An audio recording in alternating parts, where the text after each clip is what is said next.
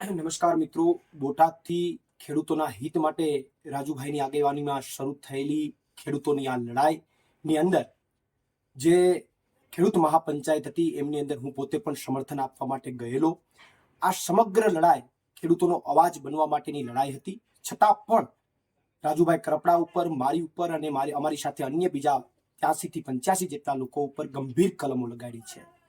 પણ અમે ભાજપની આ ખોટી ફરિયાદોથી ડરતા નથી, એના ફરિયાદોથી ડરવાના નથી. અને એટલા માટે આવતીકાલે 16 તારીખે અમે ખેડૂતોના હિત માટે અને જે ત્યાં ખેડૂતો પકડાયા છે એને છોડાવવા માટે અમે અનશન ઉપર બેસવાના છે. અમને ખબર છે કે પોલીસ અમને પકડીને લઈ જવાની છે, અમારે જેલમાં જવાનું છે, પણ એનાથી અમને 1% પણ રંજ નથી.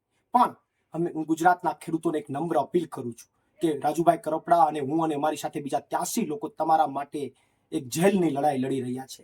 ત્યારે આ જે ખેડૂતોની ક્રાંતિની શરૂઆત થઈ છે એ ક્રાંતિને તમે ગાંધી ચિંધ્યા માર્ગે ચાલુ રાખજો.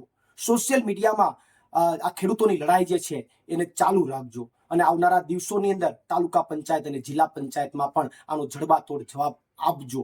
અને સાથે સાથે બીજી એક વાત આપને ઉમેરવા માંગુ છું કે થોડા દિવસથી ભાજપના અમુક લોકોએ એવું ચાલુ કર્યું છે કે રાજુભાઈ કરપડા અને પ્રવીણ રામ ને બધા નીકળ્યા નથી.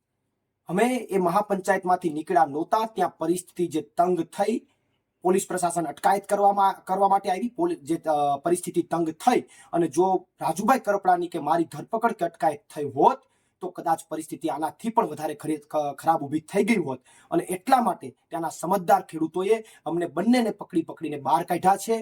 અને એવું ભૂતકાળમાં જે હાર્દિક પટેલ વખતેના આંદોલનમાં ધરપકડના કારણે જે ઘટનાઓ બની એવી ઘટનાઓ ત્યાં એ ગામમાં ન બને એટલા માટે ત્યાંના સમજદાર ખેડૂતોએ એમને બંનેને બહાર કાઢ્યા. એટલે એ સમજદાર ખેડૂતો જે છે એમણે આ નિર્ણય લીધો હતો. એટલે ખોટી એવી અફવાઓ જે ફેલાવી રહ્યા છે એને પણ તમે પૂછજો કે ત્યાં કદાચ ધરપકડ કે અટકાયત થઈ ગઈ હોત અને કદાચ કઈ અઘટિત ઘટના બની ગઈ હોત તો શું ભાજપ વાળાઓ તમે આ જ કરાવવા માંગો છો?